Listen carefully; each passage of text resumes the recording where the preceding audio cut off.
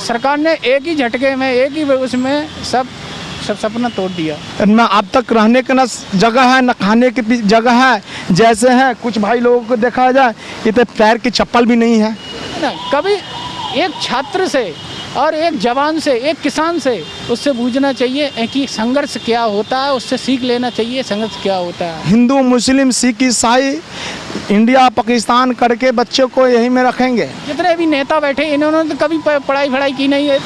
अगर युवा अपना पर आ जाएगा तो नरेंद्र मोदी जी आपको भी खून के आंसू इतना रोना पड़ेगा कि ज़िंदगी में आपने कभी नहीं रोआ होगा। मेरा नाम सरोज हुआ, हम बिहार के रहने वाले हैं। मैं कहना चाहते हैं कि हम विशेष सरकार के बात में कुछ कहना नहीं चाहते हैं।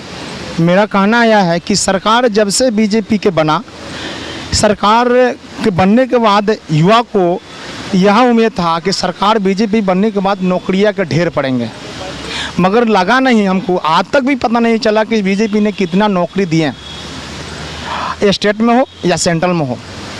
और बीजेपी सरकार में माननीय नरेंद्र मोदी, गृह राज्य मंत्री नित्यानंद राय और गृह मंत्री जो है अमित शाह जी, इन लोगों को युवा के प्रति क्या मनसा है हमको आज तक भी पता नहीं लगा। अब मेरे ख्याल से पता बीजेपी में नहीं लगेगा। हमको कारण लग रहा है कि गोल मटोल लोग करते हैं और गोल मटोल सब दिन ही करेंगे। ये जनता को हिंदू, मुस्लिम, सिख, ईसाई, इंडिया, पाकिस्तान करके बच्चों को यही में रखेंगे। और इनको कहना है माननीय मेरे प्रधानमंत्री जो है इंडिया के, पकौड़ा, अरे पकौड़ा तालना रहता तो MBA, MBBS, BA, IA, inter करता क्यों? बचपने से ही क्यों नहीं टालता? क्योंकि आज भी कुछ पैसे वाले बन गए रहते हैं हम लोग। आज ये दिल्ली के सड़क पे भटकना नहीं पड़ता, ना अब तक रहने का ना जगह है, ना खाने की जगह है। जैसे हैं कुछ भाई लोगों को देखा जाए, इतने पैर की चप्पल भी नहीं है। इसलिए कि मैं गृह राज्य मंत्री से नर निवेदन है, मैं अपने कर जोड़ के करते हैं कि जितना युवा है मेरे साथी सबको ज्वाइनिंग दे। और विशेष हम सरकार के प्रति कुछ नहीं कहना चाहते हैं, बहुत कहें सरकार के प्रति, बस एक ही आप इनसे है आग्रह कि भगवान हम लोग को ज्वाइनिंग दे, बस विशेष कुछ नहीं चाहते। मैं आशुतोष कुमार यूपी से हूँ। मैं तो ये कहना चाहता हूँ हम सारे कैंडिडेट हैं, उन्होंने तीनों शर्तें पार कर रखी हैं, रिटन, मेडिकल और फिजिकल। ये तीनों एक मिलिट्री के लिए, एक जवान बनने के लिए जितनी शर्तें हैं सारी पार कर रखी हैं।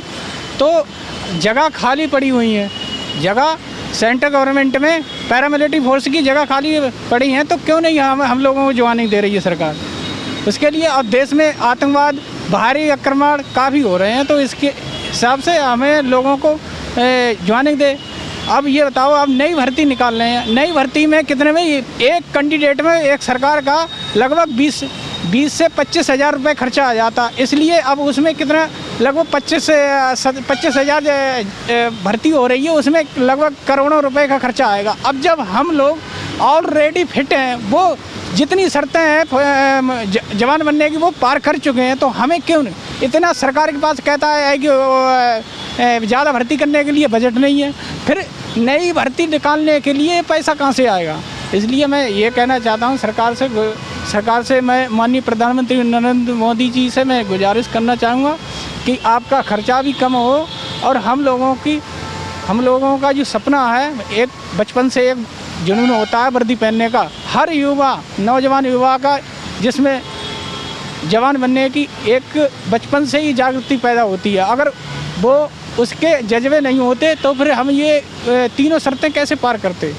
अब ये तीनों शर्तें हमने पार कर रखी हैं। आपका परिवार अभी कैसे चल रहा है? क्या आप परिवार का तो कुछ नहीं है, बस जो है सबका जिस टाइम हम मेडिकल फिट हुए थे सारी शर्तें पार कर ली हैं कि हाँ, अब उनको लग रहा था कि हाँ हमारा भाई, हमारा बेटा कि अब जवान बन जाएगा, कि सरकारी सर्विस में पहुंच जाएगा। उनका सबका सपना टूट गया, क्या करें? है इन्हें सरकार ने एक ही झटके में, एक ही उसमें सब सपना तोड़ दिया। अगर हमें बाहर करना था तो उसी टाइम रिटर्न से बाहर कर देते, जो हमें इसलिए सपना नहीं देखने को मिलता है कि ना। तो मैं ये कहना ये सपना नहीं देख रहे। पहले तो आपने सपना दिखाया, फिर उसको सपने को चूर चूर कर दिया, वो कितना बुरा लगेगा। अब ये बताओ, एक पेड़ है, पेड़ को अगर हम उसमें खाद पानी जो है जो भी लगाएंगे, अब जो फल देने पे आएगा तो वो अगर वो ख़राब हो जाए तो कितना बुरा लगेगा। सरकार से ये पूछना चाहिए है कि आपको कभी पढ़ाई की, जितने भी नेता बैठे इन्होंने तो कभी पढ़ाई की नहीं है कि ना। कभी एक छात्र से और एक जवान से, एक किसान से, उससे पूछना चाहिए कि संघर्ष क्या होता है, उससे सीख लेना चाहिए संघर्ष क्या होता है। ये इन्होंने कोई IAS PCSE परीक्षा पास करके तो नहीं ये नेता बने हुए हैं। कभी देख लेना कि जो नेता बनता है, जो IAS PCSE जो ज़्यादा योग्य होता है, वही देश को अच्छा चला पाता है। इन्होंने जनता को बेवकूफ़ बनाया और नेता बन जाते हैं बस। 2 करोड़ जो रोजगार सरकार ने कहा, हाँ, किसी को मिला वो पूछना चाहिए। 2 करोड़ कहीं 2 करोड़ नहीं, 2 करोड़ होता तो यहाँ की बेरोजगारी कम हो जाती। आप लोग यहाँ अरे हम लोग कैसे सड़कों पर भटकते। हम तो ये चाह रहे हैं अगर हम लोगों को जवानी मिल जाए तो हम तो समझेंगे हाँ 2 करोड़ रोजगार मिल गया।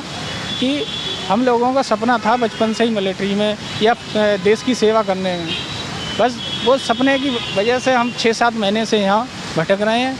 उसकी अगर हम लोग सरकार की इच्छा हो जाए तो हम लोगों को जवानी मिल जाए।